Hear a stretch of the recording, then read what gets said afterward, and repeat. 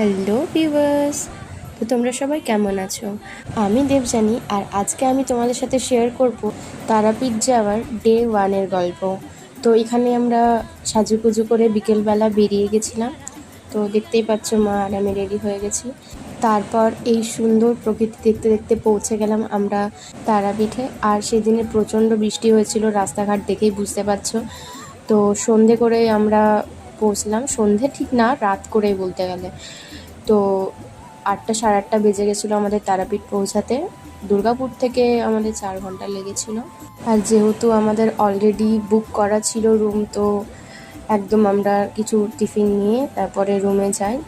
তো এখানে আমরা ছিলাম নিউ গৌরী হোটেলে।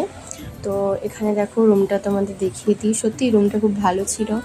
আর আমাদের এখানে প্রাইস পড়েছিল 1700 টাকা, যেহেতু এসি ছিল তাই। আর নন এসিতে 1300 থেকে 1400 টাকার মতো পড়ছিল। তো যাই হোক, আমরা এখানে একটা রোল খেয়ে বেরিয়ে পড়লাম মায়ের রাত্রিতে যে একটা আরতি হয় সেটা দেখার জন্য। সেটা কিন্তু শুক্র শনি এই দুটো দিনই হয়। তো আমরা গেছিলাম শুক্রবার দিন। তো রাত্রে আমরা আরতি দেখে মায়ের দর্শন করে, এখানে ভোলে বাবাও ছিল।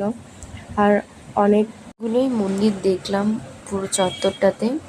আর রাতের বেলায় তারাপীঠের ভিউ, মানে যারা দেখেছে তারা বুঝতে পারবে, মানে জাস্ট অসাধারণ। পার্সোনালি বলছি, আমার সকালের চেয়ে রাতের ভিউটা বেশি ভালো লেগেছে তারাপীঠের।